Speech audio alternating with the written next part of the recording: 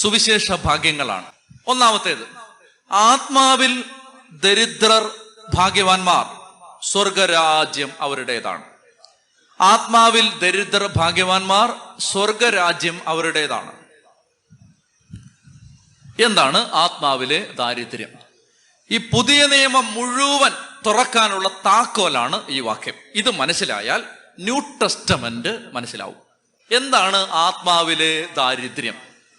ആത്മാവിലെ ദാരിദ്ര്യം വിശദീകരിക്കാൻ വേണ്ടി ഞാൻ സാധാരണ പറയുന്ന ഉദാഹരണം ഇതാണ്.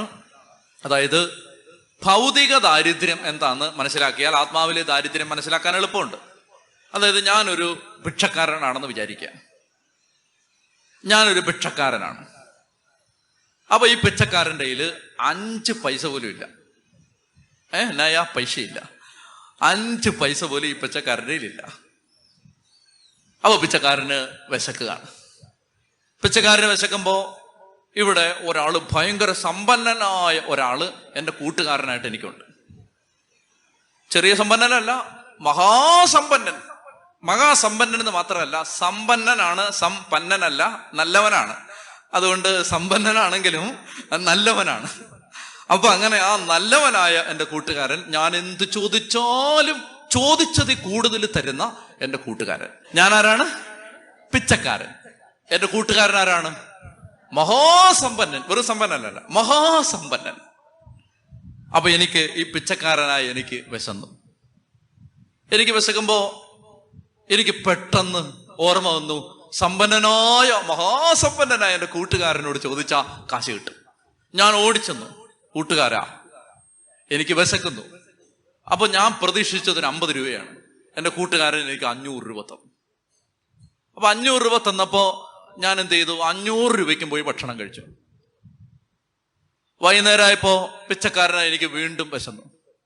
വീണ്ടും വിശന്നപ്പോ എനിക്ക് എൻ്റെ മഹാസമ്പന്നനായ ഔദാര്യവാനായ കൂട്ടുകാരനെ ഓർമ്മ വന്നു. ഞാൻ ഓടിച്ചെന്നു, കൂട്ടുകാരാ എനിക്ക് വിശക്കുന്നു. എനിക്ക് വീണ്ടും 500 രൂപ തന്നു. ഞാൻ വീണ്ടും പോയി 500 രൂപയ്ക്ക് ഭക്ഷണം കഴിച്ചു. നിങ്ങൾ പറയും ചുമ്മാ അല്ല പിച്ചക്കാരനായത്, അല്ലേ? അതായത് ഇതാണ് സ്വഭാവം. അപ്പൊ അങ്ങനെ 500 രൂപയ്ക്കും ഭക്ഷണം കഴിച്ചു. അപ്പൊ അന്ന് രാത്രി ഇടിവെട്ടി തിമിർത്ത് പേമഴ പെയ്യുന്നൊരു തുലാവർഷ രാത്രി.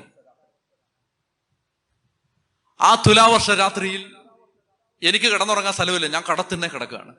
ഞാൻ കിടുകിട ആലില പോലെ വിറയ്ക്കുകയാണ്. അങ്ങനെ ഞാൻ വിറച്ചുകൊണ്ടിരിക്കുമ്പോ മഹാസമ്പന്നനായ എൻ്റെ കൂട്ടുകാരൻ എനിക്ക് ഓർമ്മ വന്നു. ഞാൻ ഓടിച്ചെന്ന്, കൂട്ടുകാരാ എനിക്ക് തണുക്കുന്നു. അപ്പൊ കൂട്ടുകാരൻ എനിക്ക് ഒരു പുതപ്പ് വാങ്ങിക്കാൻ കാശ് തന്നല്ലേ, ഒരു പുതപ്പ് തന്നു. ആ പുതപ്പിന് എന്നെ സംരക്ഷിക്കാൻ പറ്റിയില്ല. രാവിലെ എഴുന്നേൽക്കുമ്പോ എനിക്ക് പനിയായി. കൂട്ടുകാരാ എനിക്ക് ആശുപത്രി പോകണം. കൂട്ടുകാരൻ എനിക്ക് ആശുപത്രി പോകാൻ പൈസ തന്നു.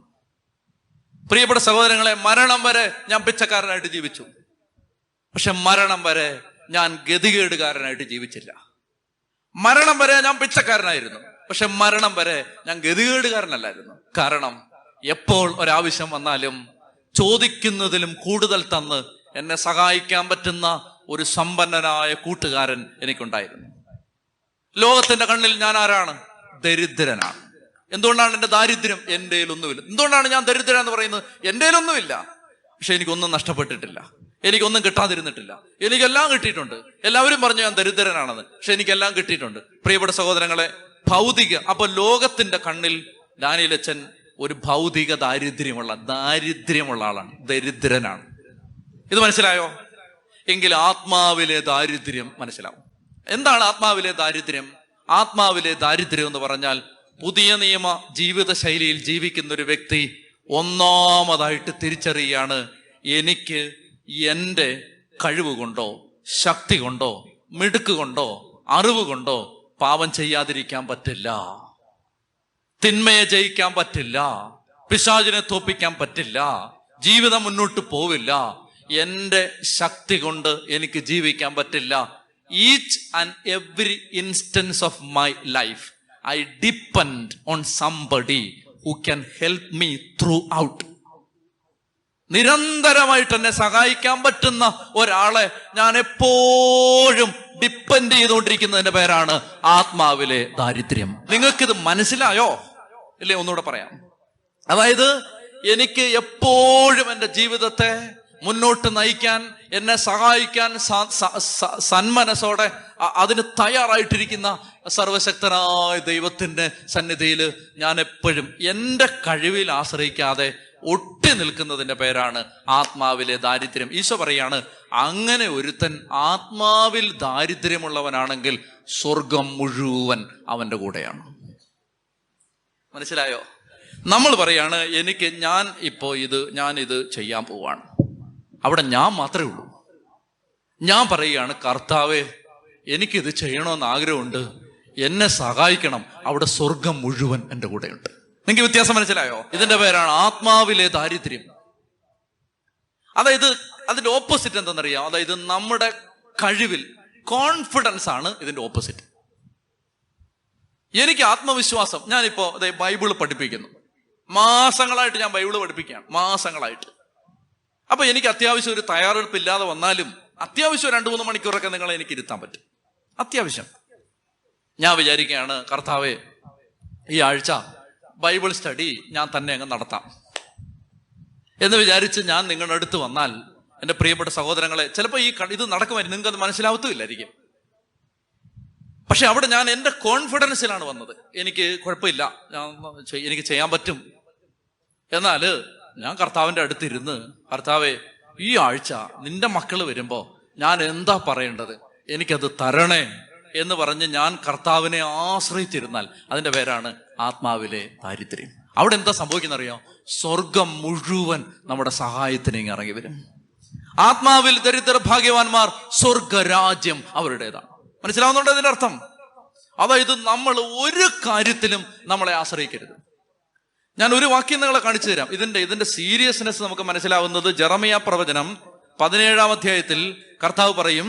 അതായത് ജെറമിയ 17:5 ഞാൻ വായിക്കാം, കേട്ടാ മതി. ജെറമിയ 17:5 കേട്ടാ മതി.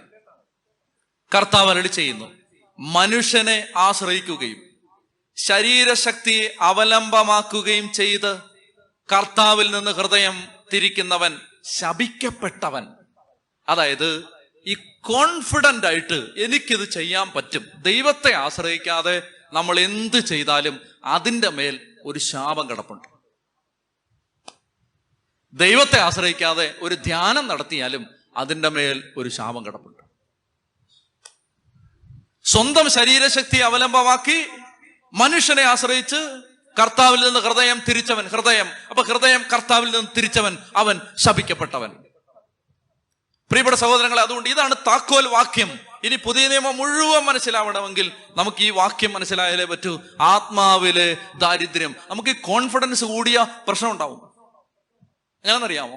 കോൺഫിഡൻസ് കൂടിയ പ്രശ്നമുണ്ട്. ഓരോ ഇൻസ്റ്റൻസിലും കർത്താവിനോട് ചോദിക്കണം. ഞാൻ വീണ്ടും വീണ്ടും വീണ്ടും വീണ്ടും പറയും, ഓരോ ഇൻസ്റ്റൻസിലും കർത്താവെ ഇവിടെ എന്ത് ചെയ്യണം, ഇവിടെ എന്ത് ചെയ്യണം, ഇവിടെ എന്ത് ചെയ്യണം, ഇവിടെ എന്ത് ചെയ്യണം, ഇങ്ങനെ ഡിപ്പെൻഡ് ചെയ്യണം. പറ്റുമോ? നിങ്ങളുടെ ജീവിതം മാറും, നിങ്ങളുടെ തലവര മാറും. ഞാൻ ചങ്കിലെ ചോര കൊണ്ട് എഴുതിത്തരാം, നിങ്ങളുടെ തലവര മാറും. ഓരോ ഇൻസ്റ്റൻസിലും ചോദിക്കണം, കർത്താവെ ഇന്നെന്ത്, ഇന്നെങ്ങനെ, ഈ ആഴ്ച എങ്ങനെ ചോദിക്കണം. നിങ്ങളുടെ ജീവചരിത്രം മാറും അങ്ങനെ ചോദിച്ചാൽ. എന്താ അറിയാ, കോൺഫിഡൻസ് ഉണ്ടെങ്കിൽ ഭയങ്കര അപകടം. അത് ആ കോൺഫിഡൻസ് കൊണ്ട് കാനാലി കാല് ചവിട്ടാൻ പറ്റാതെ പോയ ഒരു ചേട്ടനുണ്ട്. അദ്ദേഹത്തിന്റെ പേരാണ് മോശ. പാവമായിരുന്നു, നല്ല മനുഷ്യനായിരുന്നു. നമ്മളിനി കാണും, കടന്നുപോയ ദുരിതത്തിന് കൈയും കണക്കുമില്ല. ഒരിക്കലും അവർ മരുഭൂമിയിലെത്തി, കാദേശ് മരുഭൂമി. അവിടെ എത്തിയപ്പോ 20 ലക്ഷം ആളുണ്ട്. 20 ലക്ഷം ആള്. ഇവിടെ 10 പേർക്ക് വെള്ളം കൊടുക്കാൻ 10 മിനിറ്റ് വേണം. 20 ലക്ഷം പേര് വെള്ളം എന്ന് പറഞ്ഞുകൊണ്ട് കിടന്ന് ബഹളം വെക്കുകയാണ്. വെള്ളം തായോ എന്ന് പറഞ്ഞിട്ട് ഞങ്ങളെ കൊല്ലം കൊണ്ടുവന്ന് അവിടെ ചോദിച്ചിട്ട് ഇവരിങ്ങനെ കൊല്ലാൻ നിൽക്കുകയാണ് മോശയെ. ആ സമയത്ത് മോശ ചെന്ന് കർത്താവിന്റെ അടുത്ത് ചെന്നു, കർത്താവ് എന്ത് ചെയ്യണം, കർത്താവ് ഇതിന്റെ പേരാണ് ആത്മാവിലെ ദാരിദ്ര്യം. അതായത് ഇപ്പൊ എന്ത് ചെയ്യണം എന്നറിയില്ല, കർത്താവ് എന്ത് ചെയ്യണം. അപ്പോ കർത്താവ് പറഞ്ഞു, എന്തിനാണ് പേടിക്കുന്നത്, വടിയെടുക്കണം, അങ്ങോട്ട് ചെല്ലടാ, ആ പാറയിലിട്ട് 2 അടി അടിക്കാന്ന് പറഞ്ഞു. അവ ഓടിച്ചെന്നിട്ട് വടിയെടുത്ത് 2 അടി അടിച്ചു. 20 ലക്ഷം ആളുകൾക്ക് വേണ്ടി ചെറിയൊരു ഊറ്റ് വന്നെന്നൊന്നുമല്ല എൻ്റെ അർത്ഥം. എന്ന് പറഞ്ഞാൽ വെള്ളം അങ്ങ് സമൃദ്ധമായിട്ട് അങ്ങ് കടലിൽ നിന്ന് ഒഴുകുന്ന പോലെ ഒഴുകി കാണും. അല്ലെ ഈ 20 ലക്ഷം പേർക്ക് വെള്ളം കുടിക്കാൻ പറ്റുമോ? മഹോത്ഭുതം നടന്നു. ഉറവ പൊട്ടി ഒഴുകി. 2 അടി അടിച്ചപ്പോ മാസങ്ങൾ കഴിഞ്ഞു. ഈ മരുഭൂമിയുടെ വേറൊരു വശത്ത് ചെന്നു. നമ്മൾ അതിലേക്കൊക്കെ നമ്മൾ പോകും. പിന്നീട് അവിടെ ചെന്ന് കഴിഞ്ഞപ്പോ ഉണ്ടല്ലോ, ജനത്തിന് പിന്നെ ദാഹം. അപ്പൊ ഇവര് ചെന്നു, കർത്താവ് എന്ത് ചെയ്യണം, കർത്താവ് പറഞ്ഞു വടി എടുത്തുകൊണ്ട് പോയിട്ട് വടി ഇങ്ങനെ നീട്ടിപ്പിടിച്ചിട്ട് വെള്ളം വരട്ടെ, അങ്ങനെ പറയാൻ പറഞ്ഞു. മോശ എന്നായെന്നറിയാമോ? നേരെ അങ്ങോട്ട് ചെന്നിട്ട് വെള്ളം ഉണ്ടാക്കണല്ലടാ എന്ന് പറഞ്ഞിട്ട് 2 അടി അങ്ങ് അടിച്ചു. എന്താ അടിച്ചതിന്റെ കാര്യം എന്താ? കോൺഫിഡൻസ്.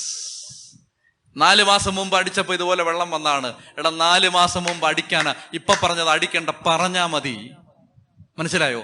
ഇന്നലത്തെ എക്സ്പീരിയൻസ് ഇന്നത്തെ കെണിയാവും. കെണി നോക്കോ, ഇന്നലത്തെ എക്സ്പീരിയൻസ് ഇന്നത്തെ കെണിയാവും. നീ ഓർത്തോ? ഇന്നലെ ഭയങ്കര കാര്യം, ഞാൻ 15 കൊല്ലം മുമ്പ് ഞാൻ ഭയങ്കര ധ്യാനം നടത്തിയിട്ടുണ്ട്. നിന്നെ കൊല്ലുന്ന കെണിയാവും അത്. ഞാൻ പറയുകയാണ്, ഞാൻ 13 വർഷമായിട്ട് ധ്യാനിപ്പിക്കുകയാണ്. അപ്പൊ എനിക്ക് 1 മണിക്കൂർ പ്രസംഗിക്കാൻ കർത്താവേ എൻ്റെ കയ്യിലുണ്ട്. നിന്നെ കൊല്ലുന്ന കെണിയാവും അത്. മനസ്സിലാവുന്നുണ്ടോ ഞാൻ ഈ പറയുന്നത്? സ്വന്തം ശക്തിയിൽ ആശ്രയിക്കരുത്. For each and every instance you have to ask, കർത്താവേ എന്ത് ചെയ്യണം? ഈ ഇങ്ങനെ ചോദിക്കുന്നവന്റെ മേൽ ഒഴുകുന്ന ദൈവിക അടയാളത്തിന്റെ പേരാണ് കൃപ. ടോട്ടൽ ഹെൽപ്ലെസ്നെസ് എന്നാണ് ഈ കൃപ ഒഴുകുന്നത്. അതായത് നമുക്ക് എന്തെങ്കിലും ചെയ്യാൻ ഒരു കഴിവുണ്ടെന്ന് നമ്മൾ വിചാരിച്ചോ, അവിടെ കൃപ ബ്ലോക്കാവും. ഇത് പുതിയ നിയമം. ഇതാ പ്രിയപ്പെട്ടവരെ, പുതിയ നിയമം. പഴയ നിയമം എന്തെന്നറിയാമോ? കർത്താവേ, പരിശീലനം എന്താ പറയുന്നത്? ഞാൻ ആഴ്ചയിൽ 3 ദിവസം ഉപവസിക്കുന്നു, ഞാൻ മറ്റേ ലവനെ പോലെ മോശപ്പെട്ട പരിപാടിക്കൊന്നും പോകുന്നില്ല, ഞാൻ ദശാംശം കൊടുക്കുന്നു, പള്ളി വരുന്നുണ്ട്. മനസ്സിലാവുന്നുണ്ടോ? എന്റെ കഴിവ്, ഞാൻ ഇതൊക്കെ ചെയ്യുന്നുണ്ട്. Now you bless me. ഇതാണ് പഴയ നിയമം. പുതിയ നിയമം എന്താണെന്നറിയാമോ? ഞാനൊന്നും ചെയ്തിട്ടുമില്ല, എനിക്കൊന്നും അറിയാനും പാടില്ല, എന്നെ ബ്ലസ് ചെയ്യണം. ഇതാണ് പുതിയ നിയമം. അതാ ചുങ്കക്കാരൻ പ്രാർത്ഥിച്ചത്, കർത്താവേ പാപിയാ എൻ്റെ മേൽ കരുണ തോന്നണേ. ഞാൻ 15 കൊല്ലം പൗരോഹിത്യം ജീവിച്ചു, 15,000 പ്രസംഗം നടത്തി, 5,000 ധ്യാനകേന്ദ്രങ്ങളിൽ പോയി, 50,000 വിദേശ രാജ്യങ്ങളിൽ ജോലി ചെയ്തു. അതിന്റെ പേരാണ് ഓൾഡ് ടെസ്റ്റമെന്റ്. മനസ്സിലാവുന്നുണ്ടോ നിങ്ങൾക്ക്? കർത്താവേ, ഞാനൊന്നും ചെയ്തിട്ടില്ല, എന്നെ കൊണ്ടൊന്നിനും കൊള്ളത്തില്ല, എന്തെങ്കിലും നീ തന്നാലേ ഉള്ളൂ, തന്നില്ലെങ്കിൽ ഞാൻ വട്ടപൂജ്യം, എന്നെ സഹായിക്കണം. ഇതിന്റെ പേരാണ് ന്യൂ ടെസ്റ്റമെന്റ്. പ്രിയപ്പെട്ട സഹോദരങ്ങളെ, അതുകൊണ്ട് ആത്മാവിൽ ദരിദ്ര ഭാഗ്യവാന്മാർ ദൈവരാജ്യം അവരുടേതാണ്. അത് സ്വർഗം മുഴുവൻ ഇറങ്ങി വരും സഹായിക്കാൻ. അങ്ങനെ ഒരാൾ പൂർണ്ണമായിട്ടും കർത്താവെ നീ ആശ്രയിച്ച് നീ സഹായിച്ച് നിന്നെ ഞാൻ ഒട്ടി നിന്നാലേ എനിക്ക് എന്തെങ്കിലും ഉള്ളൂ എന്ന് തിരിച്ചറിയുന്ന ഒരു സമയത്ത് ആ വ്യക്തിക്ക് വേണ്ടി സ്വർഗം ഇറങ്ങി പ്രവർത്തിക്കും. ആത്മാവിലെ ദാരിദ്ര്യം, ഇതിന് ഓപ്പോസിറ്റാണ് സെൽഫ് റിലയൻസ്, സെൽഫ് കോൺഫിഡൻസ്. സ്വന്തം കഴിവിലുള്ള അമിതമായ ആശ്രയം. നമുക്ക് എന്തെങ്കിലും ചെയ്യാൻ പറ്റുമെന്നുള്ള വിചാരം. ഒന്നും ചെയ്യാൻ പറ്റില്ല നമുക്ക്. വട്ടപൂജ്യം. അതുകൊണ്ട് ഈശോ പോലും പറയുന്നുണ്ട് യോഹന്നാന്റെ സുവിശേഷത്തിൽ, സ്വമേധയാ എനിക്കൊന്നും ചെയ്യാൻ പറ്റില്ലെന്ന്. ആരായി പറയുന്നേ? പുത്രൻ തമ്പുരാൻ പറയുകയാണ്, സ്വമേധയാ എനിക്കൊന്നും ചെയ്യാൻ പറ്റില്ല. എന്നിട്ട് ഈശോ പറഞ്ഞു, എന്നെ കൂടാതെ നിങ്ങൾക്കൊന്നും ചെയ്യാൻ പറ്റില്ല. ഇനി നിങ്ങൾ നന്നായിട്ട് ശ്രദ്ധിച്ചാൽ ഞാൻ ഒരു മർമ്മം പറഞ്ഞുതരാം. നന്നായിട്ട് ശ്രദ്ധിക്കണം, ഉറങ്ങിയിരിക്കരുത്. പുതിയ നിയമത്തിൽ മാത്രം കാണുന്ന ഒരു വാക്കാണ് നിർജീവ പ്രവൃത്തി, ഡെഡ് വർക്ക്. നിർജീവ പ്രവൃത്തി. പഴയ നിയമത്തിൽ അങ്ങനെ ഒരു വാക്കില്ല. നിർജീവ പ്രവൃത്തി അതെന്തെന്നറിയാമോ?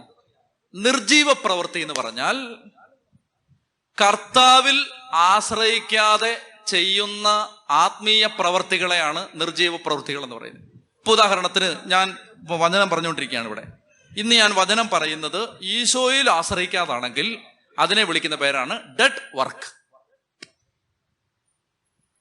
നിർജീവ പ്രവൃത്തി. അതിന് സ്വർഗരാജ്യത്തിലെ വില വട്ടപൂജ്യം. യേശുവിന്റെ ഹൃദയത്തിൽ അതിന്റെ വില വട്ടപൂജ്യം.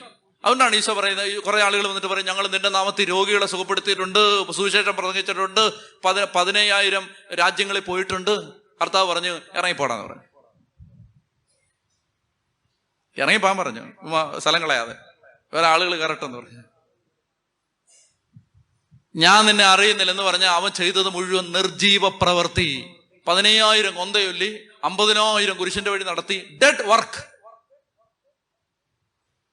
അതുകൊണ്ട് ഇത് മനസ്സിലാക്കണം, ഈ സാധനം മനസ്സിലാക്കി എടുക്കണം. ആത്മാവിലെ ദാരിദ്ര്യം, അതായത് എന്തു ചെയ്താലും കർത്താവെ കർത്താവെ ഞാനിപ്പോ 50ാമത്തെ തവണയാണ് ലൂർദിൽ പോകുന്നത്.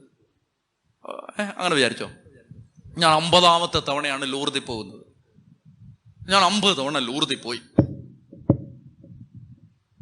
50 തവണ പോയ പൈസയും 50 തവണ പോയ ദിവസങ്ങളും വേസ്റ്റ്. റിസൾട്ട് വട്ടപൂജ്യം.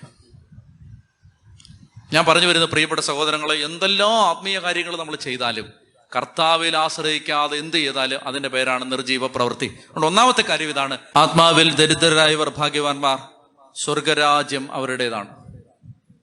പൂർണ്ണമായിട്ടും കർത്താവിനെ ആശ്രയിക്കാൻ ഒരു കൃപ കിട്ടാൻ വേണ്ടി പ്രാർത്ഥിക്കാമോ? പൂർണ്ണമായിട്ടും കർത്താവിനെ ആശ്രയിക്കണം. അത് പടിപടിയായിട്ട് നമ്മൾ വളർത്തിയെടുക്കേണ്ട ഒരു സ്വഭാവമാണ്. അതായത് എന്ത് കാര്യം വന്നാലും, ഏത് വിഷയം വന്നാലും, എന്തു വന്നാലും കർത്താവിനോട് ചോദിക്കുക, കർത്താവിൽ ആശ്രയിക്കുക, ദൈവത്തെ കൺസൾട്ട് ചെയ്യുക, ദൈവത്തിന് മുമ്പിൽ ആലോചന ചോദിക്കുക. അങ്ങനൊരു ജീവിതം നയിച്ചാൽ നമ്മുടെ സഹായത്തിന് സ്വർഗ്ഗം ഇറങ്ങി വരും. അവിടെയാണ് നിങ്ങൾ ശാന്തരായിരുന്നാൽ മതി, കർത്താവ് നിങ്ങൾക്ക് വേണ്ടി യുദ്ധം ചെയ്തോളൂ. രണ്ടാമത്തെ സുവിശേഷ ഭാഗ്യം ഈശോ പഠിപ്പിക്കുകയാണ്: വിലപിക്കുന്നവർ ഭാഗ്യവാന്മാർ, അവർ ആശ്വസിപ്പിക്കപ്പെടും. വിലപിക്കുന്നവർ ഭാഗ്യവാന്മാർ. കരയുന്നവർ ഭാഗ്യവാന്മാർ, അവർ ആശ്വസിപ്പിക്കപ്പെടും. മനുഷ്യർ സാധാരണയായിട്ട് മനുഷ്യർ കരയുന്നത് തങ്ങൾക്ക് അർഹമായിരുന്നത് എന്തെങ്കിലും നഷ്ടപ്പെടുമ്പോഴാണ്. തങ്ങൾക്ക് പ്രിയപ്പെട്ടത് എന്തെങ്കിലും നഷ്ടപ്പെടുമ്പോഴാണ് മനുഷ്യർ സാധാരണയായിട്ട് കരയുന്നത്. നഷ്ടങ്ങളിലാണ് മനുഷ്യർ കരയുന്നത്. അപ്പോൾ എല്ലാ മനുഷ്യന്റെ കണ്ണുനീരിന്റെ പിന്നിലും, ഈ പറയുന്ന കണ്ണുനീരിന്റെ പിന്നിലും മനുഷ്യന്റെ സ്വാർത്ഥതയുണ്ട്, മനുഷ്യന്റെ സെൽഫിഷ്നെസ് ഉണ്ട്, ഈ കണ്ണുനീരിലുണ്ട്. അതായത് നമ്മൾ നമ്മുടെ കാര്യങ്ങൾക്ക് വേണ്ടിയാണ് കരയുന്നത്. എനിക്ക് എൻ്റെ കയ്യിൽ 5 ലക്ഷം രൂപ ഉണ്ടായിരുന്നു, അത് നഷ്ടപ്പെട്ടു, ഞാൻ കരയുകയാണ്. അപ്പൊ എനിക്ക് എൻ്റെ ഒരു സ്വാർത്ഥതയിലാണ് ഞാൻ കരയുന്നത്, എൻ്റെ കാര്യത്തെ പ്രതിയാണ് ഞാൻ കരയുന്നത്. എന്നാൽ ഈ കർത്താവ് ഉദ്ദേശിക്കുന്ന കരച്ചിൽ അതല്ല. നമുക്ക് എന്തെങ്കിലും സങ്കടം വരുമ്പോൾ നമ്മൾ കരയുന്നു, പ്രയാസം വരുമ്പോൾ കരയുന്നു, ബുദ്ധിമുട്ട് വരുമ്പോൾ കരയുന്നു, നമുക്ക് എന്തെങ്കിലും മാനസിക ക്ലേശം ഉള്ളപ്പോൾ കരയുന്നു. ഇതൊക്കെ സ്വാഭാവികമാണ്, അത് തെറ്റില്ല, അത് തെറ്റല്ല. കർത്താവ് ഉദ്ദേശിക്കുന്ന കരച്ചിൽ അതല്ല. ഈ സുവിശേഷ ഭാഗ്യം എന്ന് പറയുന്ന കരച്ചിൽ അതല്ല, മറിച്ച് ആ കരച്ചിൽ 2 ഡയമെൻഷനിലാണ് സംഭവിക്കുന്നത്. 2 കാര്യങ്ങൾക്ക് വേണ്ടിയാണ് ഒരു ആത്മീയ മനുഷ്യൻ കരയേണ്ടത്.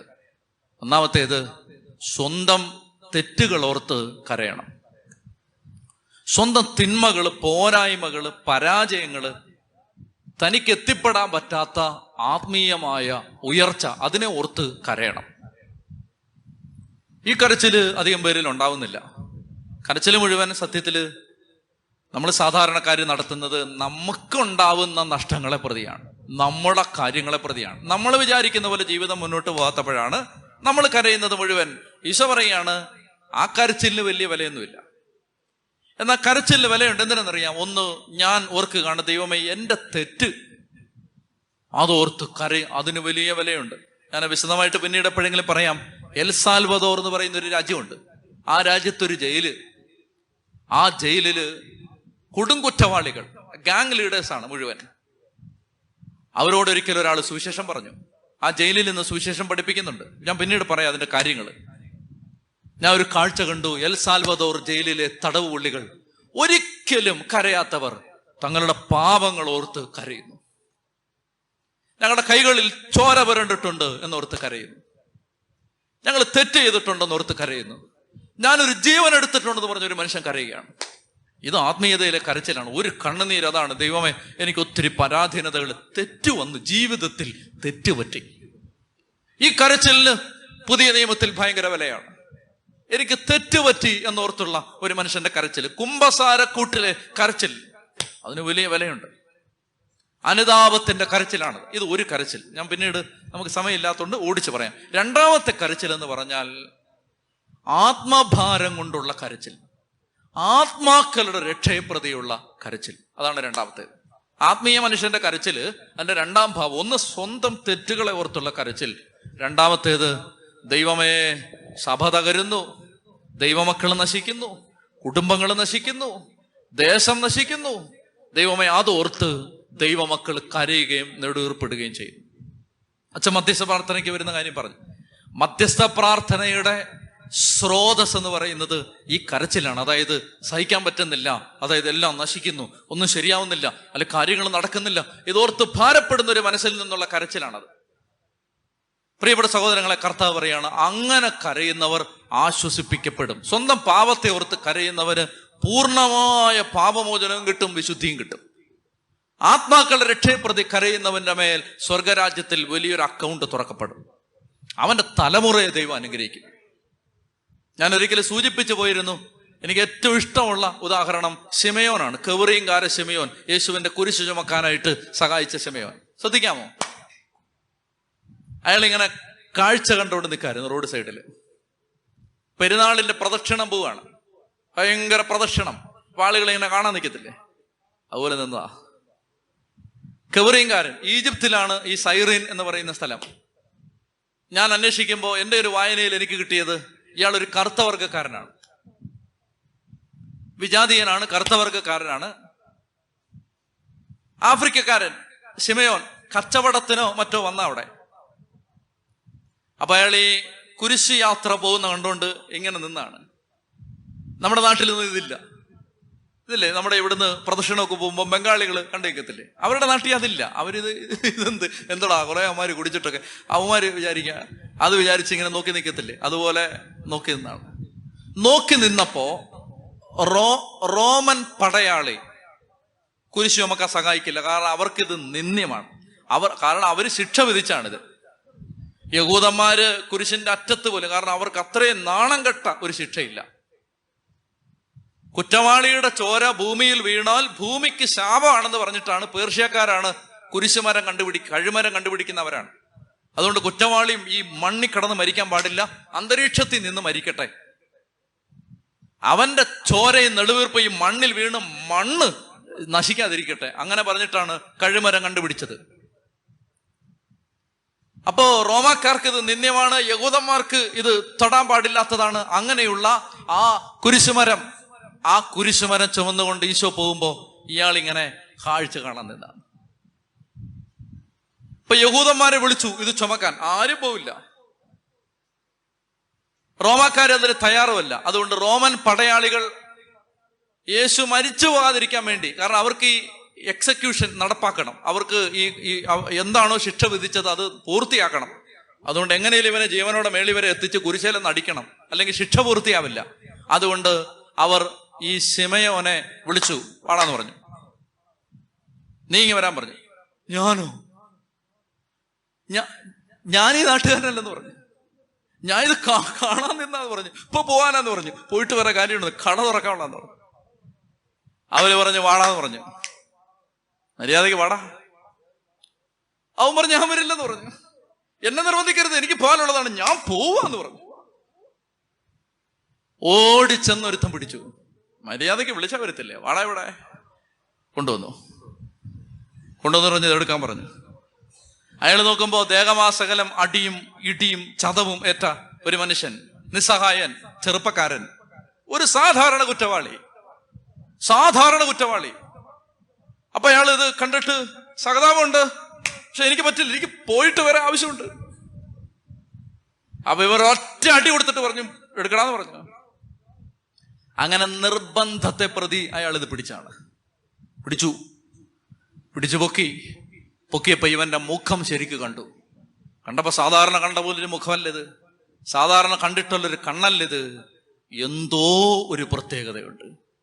പിടിക്കാം, എന്തായാലും ഇനിയിപ്പോ യുവമാരുടെ തല്ലുകൊള്ളുന്നതിലും ഭേദം പിടിക്കാം. അങ്ങനെ മനസ്സോടെ ചുമന്നാണിത്. ചുമന്നു മുന്നോട്ട് പോയി, ഇതേ വീണ്ടും വീണപ്പോ പിടിച്ചുയർത്തുന്നു. അങ്ങനെ അടുത്തിടപഴകി, ഉരുമ്മി തൊട്ട് അടുത്ത് ഇടപഴകി അങ്ങനെ മുന്നോട്ട് പോകുന്ന ഒരു 2-3 കിലോമീറ്റർക്കിടയിൽ നിൽക്കുന്ന ഒരു യാത്രക്കിടയിൽ ഈ കുരിശു ചുമക്കാൻ വിധിക്കപ്പെട്ട കുറ്റവാളി ശിമയോന്റെ പറിച്ചിങ്ങെടുത്തു. അപ്പൊ ശിമയോൻ ഇപ്പൊ അവനോട് പറയാണ്, നീ ചുമക്കണ്ട, ഇങ്ങനെ കാണിച്ചാ മതി, ഞാൻ ചുമന്നോളാന്ന് പറഞ്ഞു. നീ ഇങ്ങനെ കാണിച്ചാ മതി, ഞാൻ ചുമന്നോളാന്ന് പറഞ്ഞു. നിനക്ക് ആരോഗ്യമില്ല. അപ്പൊ അവൻ പറഞ്ഞു, ശിമയോനെ, ഇത് നീ ചുമക്കേണ്ടതല്ല, ഇത് ഞാൻ ചുമക്കേണ്ടതാണ്, നീ ഒന്ന് താങ്ങിയാ മതി എന്ന് പറഞ്ഞു. നീ ഒന്ന് താങ്ങിയാ മതിയടാ മോനെ, ഞാൻ ഇത് ചുമന്നോളാം. ഒരു കുരിശ് ആരും ചുമക്കണ്ട, കർത്താവ് ചുമന്നോളും. നിന്നെ ദൈവം എന്തിനാ വിളിക്കുന്നറിയാമോ? ഇതിന്റെ അറ്റത്തൊന്ന് പിടിക്കുന്നേ, ഇതിന്റെ സൈഡിലൊന്ന് താങ്ങിത്താ, നീ വേറെ ഒന്നും ചെയ്യണ്ട, ഇതിന്റെ സൈഡിലൊന്ന് താങ്ങിത്താ. അതിനെ ദൈവം നിന്നെ വിളിക്കുന്നത്. മധ്യസ്ഥ പ്രാർത്ഥനക്കാരാ നിന്നെ ദൈവം വിളിക്കുന്നത്. ഇതൊന്ന് സൈഡിലൊന്ന് പിടിക്കുന്നേ. നീ കുരിശൊന്നും ചുമക്കണ്ട, കുരിശ് കർത്താവ് ചുമന്നോളും. കുരിശ് കർത്താവ് ചുമന്നോളും. നീ ഇതിന്റെ അറ്റത്തൊന്ന് പിടിച്ചേ മതി. ചെറുതായിട്ടൊന്ന് ചെറിയ സപ്പോർട്ട്, ഒരു കൊന്ത, ഒരു കുരിശിന്റെ വഴി, ഒരു നേരത്തെ ഉപവാസം, ചെറിയ സപ്പോർട്ട് താടാ, അത്രേ മതി.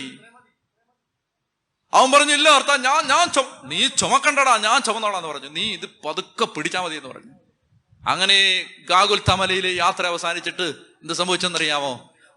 അപ്പൊ ഇവൻ എന്ത് ചെയ്താ പോകില്ല, അവൻ അവിടെ തന്നെ നിൽക്കുകയാണ്. അവൻ വേണമെങ്കിൽ കുരിശ് തറയ്ക്കപ്പെടാൻ തയ്യാറായിട്ട് നിൽക്കുകയാണ് ശിമയോൻ. ആ സമയത്ത് പടയാളികൾ, നിങ്ങൾ പാഷൻ ഓഫ് ക്രൈസ്റ്റ് കണ്ടിട്ടുണ്ടെങ്കിൽ അത് മനോഹരമായിട്ട് അതിനകത്തുണ്ട്, ഇവനെ തള്ളി ഓടാന്ന് പറഞ്ഞ് വിടുകയാണ്. ഒരിക്കൽ നിങ്ങൾ അവന്റെ കുരിശ് താങ്ങാൻ മനസ്സോടെയാണ് വരുന്നതെങ്കിലും, അങ്ങനെ കുരിശ് താങ്ങാൻ വരുന്നവന്റെ ഹൃദയം, കുടുംബം ഈ കുരിശെ കിടക്കുന്നവൻ അങ്ങ് എടുക്കും. എന്നിട്ട് ഞാൻ പറഞ്ഞു വന്നെന്തിനെന്നറിയാമോ? ഇതിന്റെ ഒടുവിൽ ശിമയോൻ എന്ത് കിട്ടി? കുറേ കാലത്തെ എൻ്റെ ഒരു സംശയമായിരുന്നത്, ഈ ശിമയോൻ എന്തെങ്കിലും കിട്ടിയോ? ഈ പാവ എവിടെ പോയി?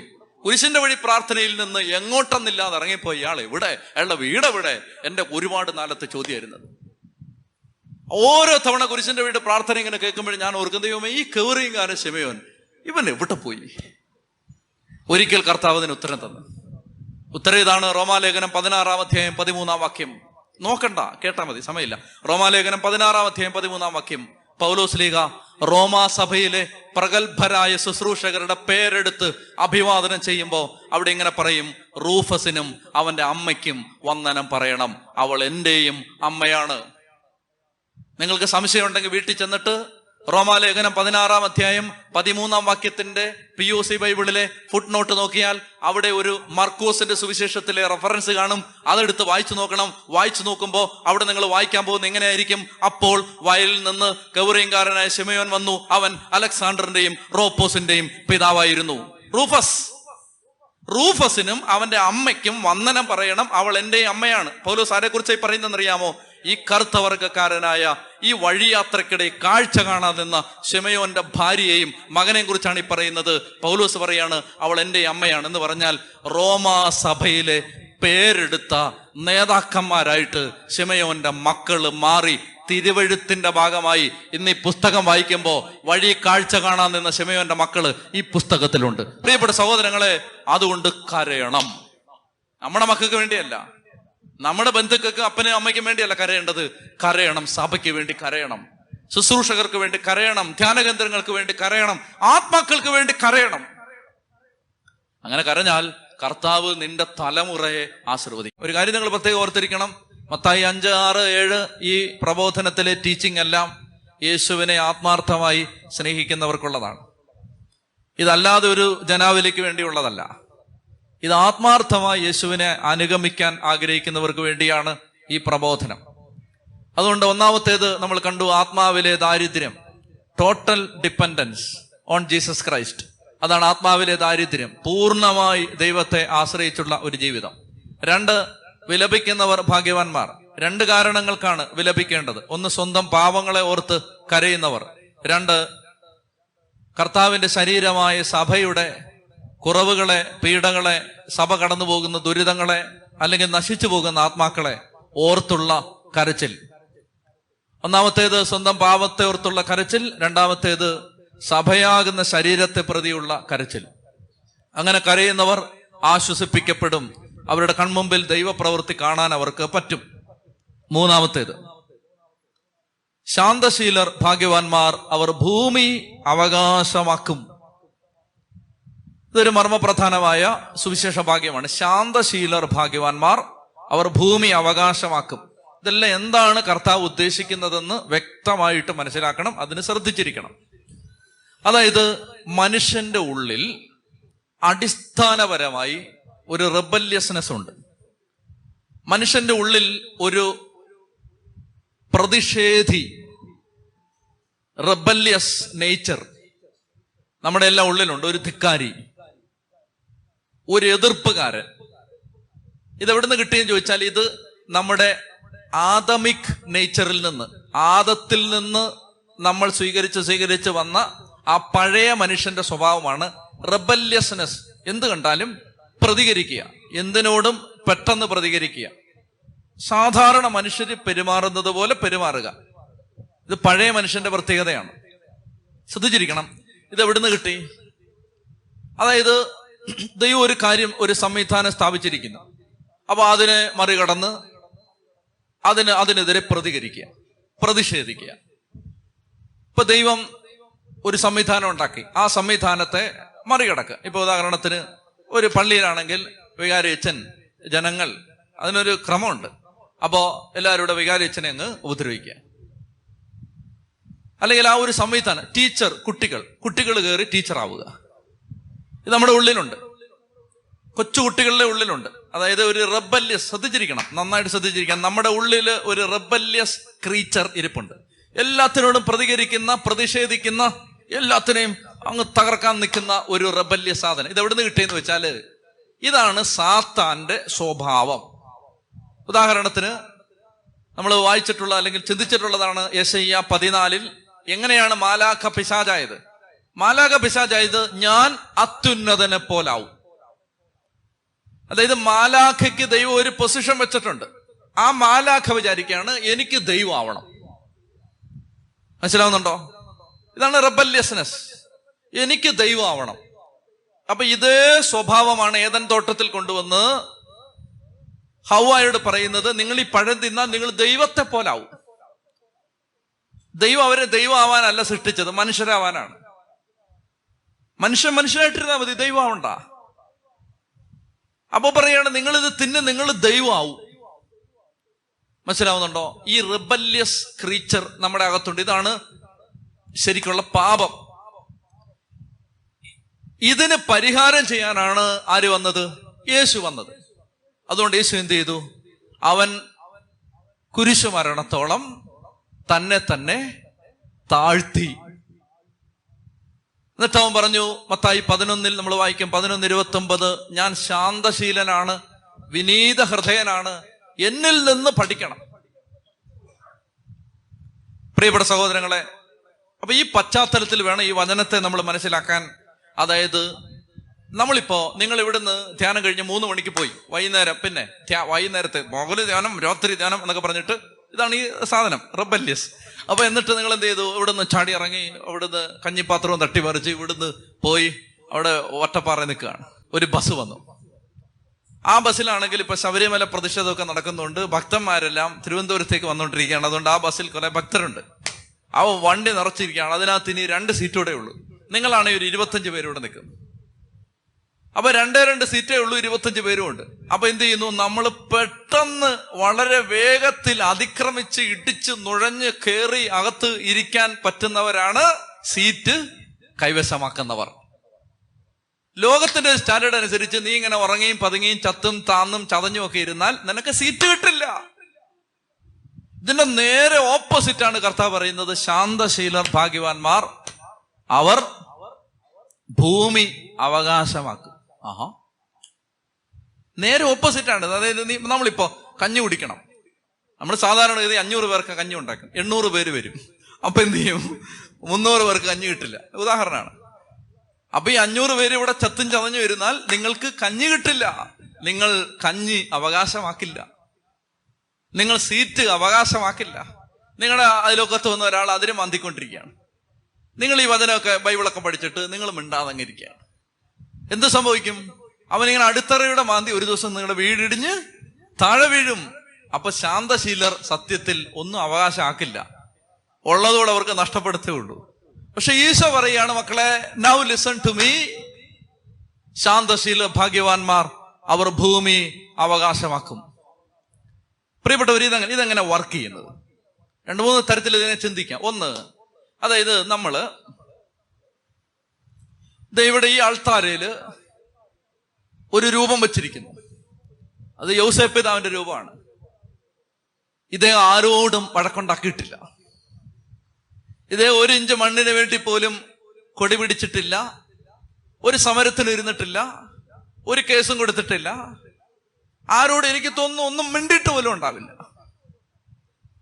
പക്ഷേ അദ്ദേഹം ജനിച്ചതല്ലാത്ത, അദ്ദേഹം ജീവിച്ചതല്ലാത്ത, അദ്ദേഹം ജീവിച്ചിരുന്ന കാലത്ത് കേട്ടുകേൾവി പോലുമില്ലാത്ത ഒരു ഇന്ത്യ മഹാരാജ്യത്തിൽ, ഒരു കേരളത്തിൽ, ഒരു തിരുവനന്തപുരം തലസ്ഥാന നഗരിയിൽ, ഒരു വേറ്റുനാട് ധ്യാന കേന്ദ്രത്തിൽ ഇന്ന് മധ്യാഹ്നത്തിൽ അദ്ദേഹം ഇങ്ങനെ ഇരിക്കുകയാണ്.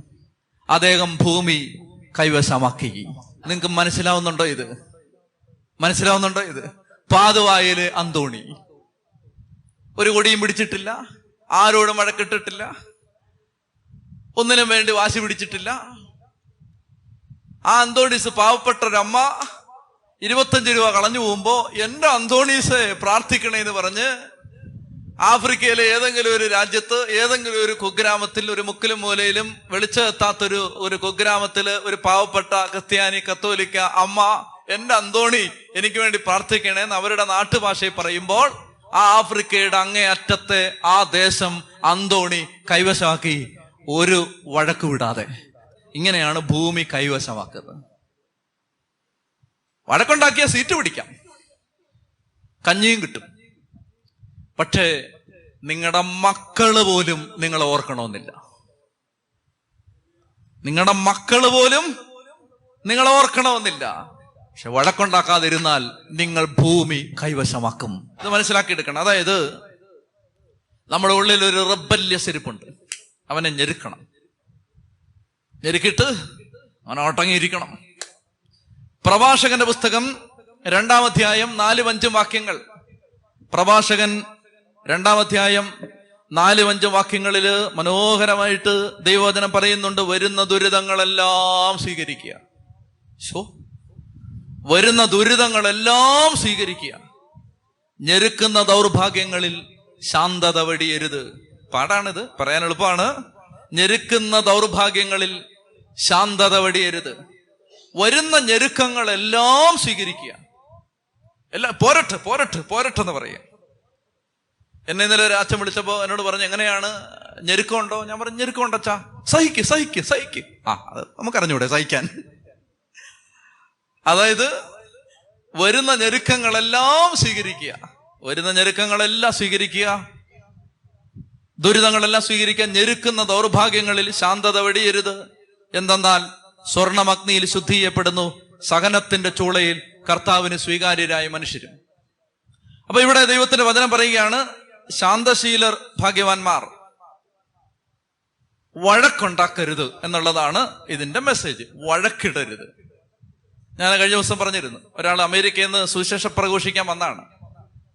വന്നിട്ട് അയാൾ ഒരു AC കമ്പാർട്ട്മെന്റിൽ കയറി, ടിക്കറ്റ് എടുത്താ കയറിയത്. അയാൾ ചെല്ലുമ്പോ അയാളുടെ ഒരു മനുഷ്യൻ, ഇന്ത്യക്കാരൻ, അയാളുടെ സീറ്റിൽ കയറിയിരിക്കുന്നു. അപ്പൊ അയാള് ചെന്നിട്ട്, എന്റെ സീറ്റാണല്ലോ. മറ്റേ ആള് മാറുന്ന ലക്ഷണമൊന്നുമില്ല. ഇയാൾ എന്ത് ചെയ്തു, ഒരു ന്യൂസ് പേപ്പർ എടുത്ത് വിരിച്ച് ടോയ്ലറ്റിന്റെ ഭാഗത്ത് അങ്ങിരുന്നു. ടിക്കറ്റ് എക്സാമിനർ വന്നിട്ട് ചോദിച്ചു, ഇവിടെ ഇരിക്കാൻ പാടില്ലെന്ന് പറഞ്ഞു. എന്തിനാ ഇവിടെ ഇരിക്കുന്നേ? സീറ്റില്ലേ? അപ്പൊ അയാൾ ടിക്കറ്റ് കാണിച്ചിട്ട് പറഞ്ഞു, സീറ്റുണ്ട്, ദേ നമ്പർ 25B എന്റെ സീറ്റ്, എന്നാ അവിടെ പോയി ഇരിക്കാൻ പറഞ്ഞു. അവിടെ ഒരു ചേട്ടൻ ഇരിപ്പുണ്ട്, അയാൾ മാറത്തില്ലെന്ന് പറഞ്ഞു. മാറാൻ പറയാൻ പറഞ്ഞു, അല്ലെ പിടിച്ച് തള്ളി മാറ്റാൻ പറഞ്ഞു. അപ്പൊ അയാൾ പറഞ്ഞു, ഞാനൊരു ദൈവഭക്തനാണ്, വഴക്കിടാൻ താല്പര്യമില്ല എന്ന് പറഞ്ഞാൽ വഴക്കിടാതിരിക്കുക. ഇതെന്റെ ഒരു വളരെ സിമ്പിളായ മെസ്സേജാണിത്. വഴക്കിടാതിരിക്കുക. ഇനി അങ്ങനെ പറയുമ്പോ നിങ്ങൾ പറയും, ഇങ്ങോട്ട് വഴക്കിട്ടാലോ? നമ്മൾ വഴക്കിടുന്നില്ലെന്ന്. ഇങ്ങോട്ട് വഴക്കിന് വന്നാലോ? കായൻ ആബേലിനോട് വഴക്കിട്ടു, ആബേൽ വല്ലതും ചെയ്തിട്ടാണോ? അല്ല. കോറഹ്, ദാത്താം, അബീറാം മോശയോട് വഴക്കിട്ടു, നമ്മൾ കാണാതെ. മോശയും ചെയ്തിട്ടല്ല. മിറിയാം സ്വന്തം പെങ്ങളാണ്, മോശയോട് വഴക്കിട്ടു, മോശയൊന്നും ചെയ്തിട്ടല്ല. പ്രിയപ്പെട്ട സഹോദരങ്ങളെ, അങ്ങനെ വരുമ്പോ എന്ത് ചെയ്യും? അന്നേരവും വഴക്കിടരുത്.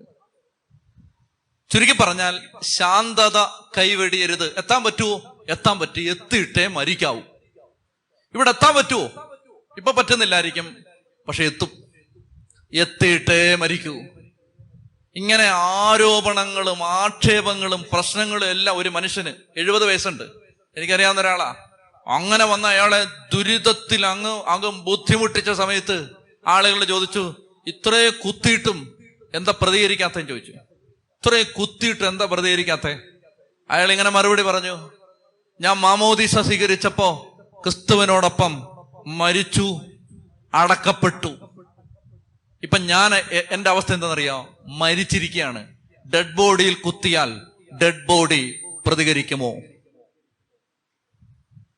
എത്താൻ പറ്റുമോ? എത്താൻ പറ്റും. ഇപ്പൊ പറ്റുന്നില്ല. എത്തുവോ? എത്തണം. ഇത് എത്താൻ പറ്റാത്തൊരു കാര്യം കർത്താവ് പറഞ്ഞിട്ടില്ല. എത്തണം, അങ്ങനൊരു സ്റ്റേജിൽ എത്തണം. പ്രിയപ്പെട്ട സഹോദരങ്ങളെ, അതുകൊണ്ട് ഈ റെബല്യസിനെ ഞെരുക്കണം. ഒരു നിഷേധി ചങ്കരംഗത്ത് തെളിഞ്ഞിരിപ്പുണ്ട്, അവനെ ഞെരുക്കണം. അവനെ നല്ല പോരാട്ടി ചമർത്തിയിട്ട് മര്യാദയ്ക്ക് ഇരിക്കാൻ പറയണം. അപ്പോ വരുന്ന ഞെരുക്കങ്ങളെല്ലാം ദൈവ മനുഷ്യര് വഴക്കിന് പോവില്ല. സംഖ്യയുടെ പുസ്തകം 12-ാം അധ്യായത്തിലും വായിക്കണ്ട, സംഖ്യ 12-ലും സംഖ്യ 16-ലും പിന്നെ നമ്മൾ ഇതെല്ലാം പഠിക്കും.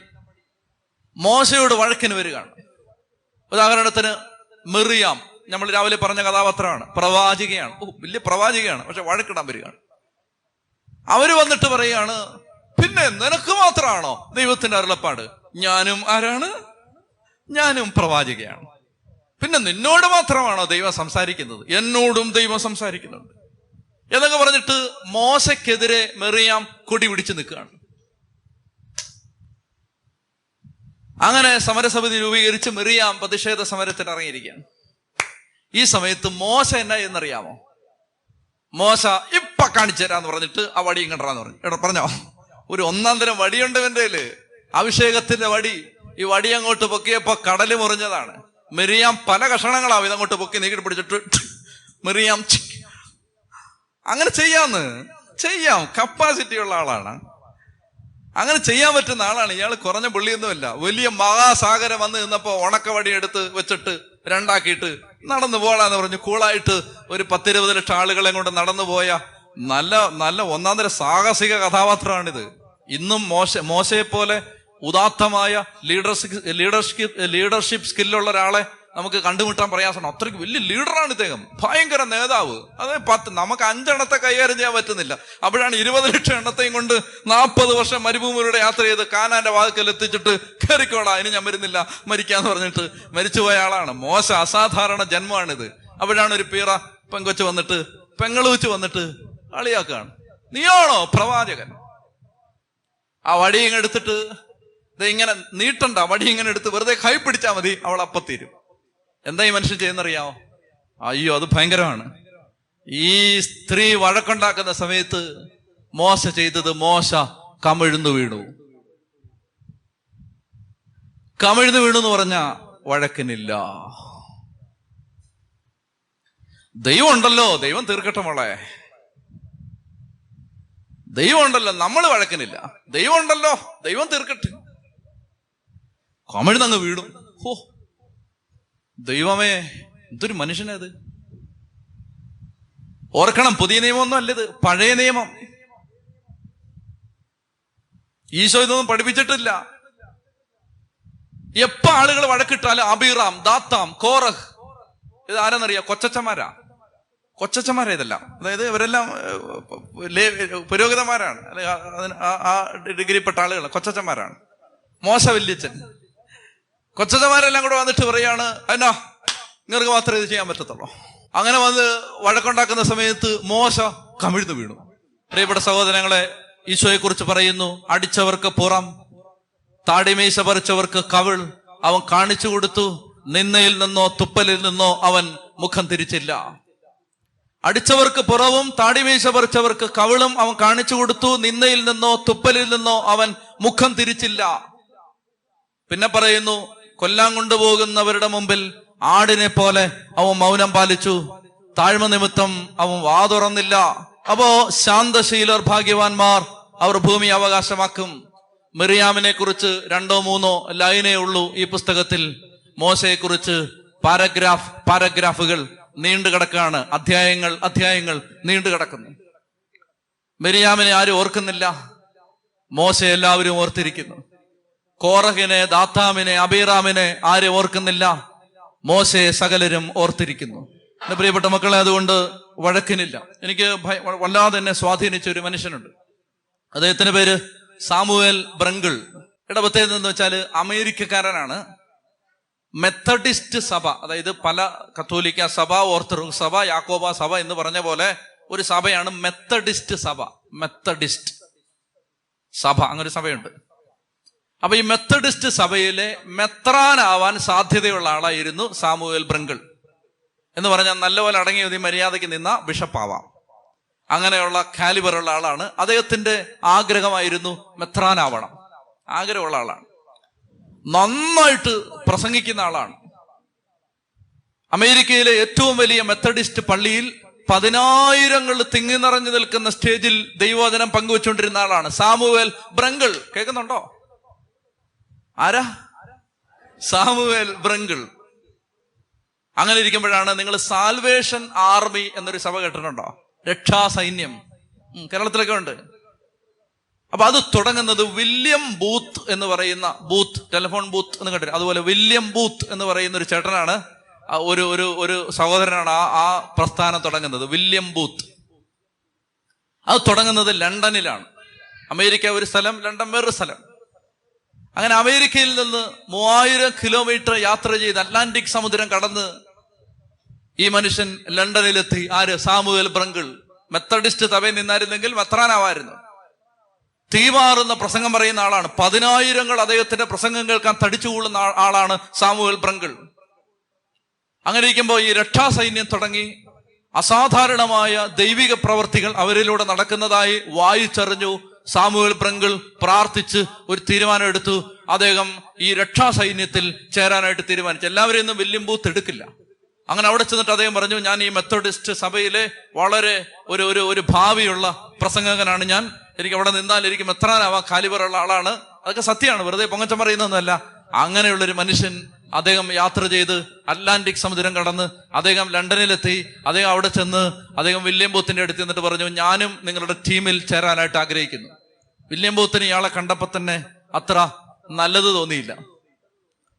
അപ്പൊ അദ്ദേഹത്തിന്, വില്യം ബൂത്തിന് മനസ്സിലായി ഈ മനുഷ്യൻ വലിയ ആളാണ്. ഈ വലിയ ആളുകളെ കൊണ്ടുവന്ന ഒരു പ്രശ്നം, അവർ ചെറുതാവാൻ തയ്യാറാവത്തില്ല. അപ്പൊ അതുകൊണ്ട് ഈ വലിയ ആളെ ഇവിടെ നിർത്തിയ പ്രശ്നമാണ്. അവിടെ എന്ത് സംഭവിച്ചെന്നറിയാം? ഈ മനുഷ്യൻ പറഞ്ഞു, നിങ്ങളെ ഇവിടെ ചേർക്കാൻ പറ്റില്ലെന്ന് പറഞ്ഞു. ഒന്നാമത് നമുക്കിവിടെ ഡ്യൂട്ടി ഒന്നുമില്ല. അപ്പൊ എത്ര പറഞ്ഞിട്ടും സാമുവേൽ ബ്രങ്കിൾ വിട്ടുപോകാൻ തയ്യാറല്ല. അത് ദൈവം കൊടുത്തൊരു പ്രേരണ അനുസരിച്ചാണ് വന്നിരിക്കുന്നത്, വെറുതെ തോന്നലനുസരിച്ച് വന്നതല്ല. അതുകൊണ്ട് ഇദ്ദേഹം വിട്ടുപോകാൻ തയ്യാറല്ല. അപ്പൊ ഒഴിവാക്കാൻ വേണ്ടി വില്യം ബൂത്ത് പറഞ്ഞു, ഇവിടെ ഇനി ആകെ കൂടെ ഒരു മിനിസ്ട്രിക്ക് ആളെ കിട്ടാതുള്ളൂ. അതായത് ഈ ടീമിൽ ലീഡർ, ഈ ട്രെയിനിങ് എടുത്തുകൊണ്ടിരിക്കുന്ന 18 ആളുകള് അവരുടെ ഷൂ തുടച്ച് വൃത്തിയാക്കാൻ തൊട്ടപ്പുറത്തൊരു മുറിയുണ്ട്. ആ ഷൂ തുടയ്ക്കാൻ ആരെയും കിട്ടിയിട്ടില്ല. ഇയാൾക്ക് പറ്റുമെങ്കിൽ തുടച്ചോളാൻ പറഞ്ഞു. ഇയാള് ഭയങ്കരമായിട്ട് ഹ്യൂമിലിയേറ്റഡ് ആയി പോകുന്ന പോലെ തോന്നി. ആ മനുഷ്യന് ഒരു വല്ലാത്തൊരു ഭാരം വന്നു. അയാൾ ചിന്തിച്ചു, അതായത് വളരെ പ്രോമിസിങ് ആയ ഒരു പ്രീച്ചർ, നിന്നാൽ മെത്രാസ്ഥാനത്തെത്താൻ സാധ്യതയുള്ള ഒരു പ്രീച്ചർ, അയാള് ഒരു സഭയിൽ ചേരാനായിട്ട് വരുമ്പോ, ഒരു ടീമിൽ ചേരാനായിട്ട് വരുമ്പോ, ഞങ്ങളുടെ ആളുകളുടെ വൃത്തികെട്ട ഷൂ തുടച്ചോളാൻ പറഞ്ഞിട്ട് തൊട്ടടുത്തൊരു ഇരുണ്ട മുറിയിലേക്ക് കൈ ഇങ്ങനെ നീട്ടി വഴി കാണിച്ചു കൊടുക്കുമ്പോ ഇയാള് വല്ലാതായിപ്പോയി. ഇത് നോക്കാന്ന് വിചാരിച്ചിട്ട് ഈ മനുഷ്യൻ ആ മുറിയിലേക്ക് ചെന്നു. ദുർഗന്ധം വമിക്കുന്ന 18 ഷൂ, അതിനു മുമ്പില് പോളിഷ് ചെയ്യാനുള്ള സാധനങ്ങളുമായിട്ട് കുനിഞ്ഞിരിക്കുമ്പോ തോരാത്ത കണ്ണുനീരുമായി കരഞ്ഞുകൊണ്ട് അയാൾ ഇങ്ങനെ ചോദിച്ചു, കർത്താവേ, എനിക്കൊരു തെറ്റ് പറ്റിയോ? എനിക്ക് ഒരു മിസ്റ്റേക്ക് പറ്റിയോ? ഞാൻ ഭയങ്കര ആഗ്രഹത്തോടെ എന്റെ സ്വപ്നങ്ങളെ പിന്തുടർന്ന് അറ്റ്ലാന്റിക് കടന്ന് ഇവിടെ എത്തിയത് ഷൂ തുടയ്ക്കാനാണോ? എനിക്ക് തെറ്റ് പറ്റിയോ? അദ്ദേഹത്തോട് തന്നെ ചോദിച്ചു. അദ്ദേഹം അങ്ങനെ ചോദിക്കുമ്പോ കർത്താവ് ഇങ്ങനെ പറഞ്ഞു, രാജാധിരാജൻ, സർവപ്രപഞ്ചത്തെയും സൃഷ്ടിച്ച ഉടയവൻ, അവനെന്ന ഏകവാക്കിനാൽ സകലതും പിതാവായ ദൈവം രൂപപ്പെടുത്തിയ വചനം, എന്നേക്കും നിലനിൽക്കുന്ന നിത്യജീവന്റെ വചനം, സ്വർഗത്തിൽ നിന്നിറങ്ങി വന്ന ദൈവപുത്രൻ, തന്റെ 12 അപ്പസ്തോലന്മാരുടെ കാൽക്കീഴിൽ കുനിഞ്ഞിരുന്ന് അവരുടെ പാദം കഴുകി. അപ്പൊ ഇദ്ദേഹം കണ്ണുനീരോടെ കർത്താവിനോട് പറഞ്ഞു, നീ അവരുടെ പാദം കഴുകി, ഞാൻ ഇവരുടെ ഷൂ തുടയ്ക്കും. നീ അവരുടെ പാദം കഴുകി, ഞാൻ ഇവരുടെ ചെരുപ്പ് തുടയ്ക്കും. എന്നിട്ടിരുന്നു മാസങ്ങൾ. ആരും വിളിക്കുന്നില്ല. അവിടെ വലിയ പ്രൈസ്, വർഷിപ്പ്, ബൈബിൾ ടീച്ചിങ്, തീപാറുന്ന പ്രസംഗങ്ങൾ, ആയിരക്കണക്കിന് ആളുകൾ തടിച്ചുകൂടുന്ന മഹായോഗങ്ങൾ. സാമുവേൽ ബ്രങ്കിൾ ഷൂ തുടച്ചുകൊണ്ടേയിരുന്നു. പ്രിയപ്പെട്ട സഹോദരങ്ങളെ, മാസങ്ങൾ കഴിഞ്ഞു. ലണ്ടനിൽ വെച്ച് സാൽവേഷൻ ആർമിയുടെ ഏറ്റവും വലിയ ഇന്റർനാഷണൽ മീറ്റിംഗ്, 5 ദിവസത്തെ പ്രസംഗം. അതിനുവേണ്ടി ലോക പ്രശസ്തരായ സുവിശേഷകന്മാർ ഓരോ ദിവസവും വരുന്നു. 5-ാമത്തെ ദിവസം പ്രസംഗിക്കാൻ എത്തേണ്ട ആള് 1 മണിക്കൂർ മുമ്പ് ഒരാളെ വിട്ടറിയിക്കുന്നു, അടിയന്തരമായ ചില കാരണങ്ങളാൽ എനിക്ക് ഈ യോഗസ്ഥലത്ത് എത്തിച്ചേരാൻ സാധിക്കുകയില്ല. വില്യം ബൂത്ത് വാവിട്ട് കരഞ്ഞു. 10,000-കണക്കിന് ആളുകൾ തിങ്ങി നിറഞ്ഞു നിൽക്കുന്ന ഒരു സ്റ്റേജിൽ, ഒരു സ്ഥലത്ത് പ്രസംഗിക്കാൻ ആരുമില്ലാതെ അദ്ദേഹം ഹൃദയം പൊട്ടി കരഞ്ഞു.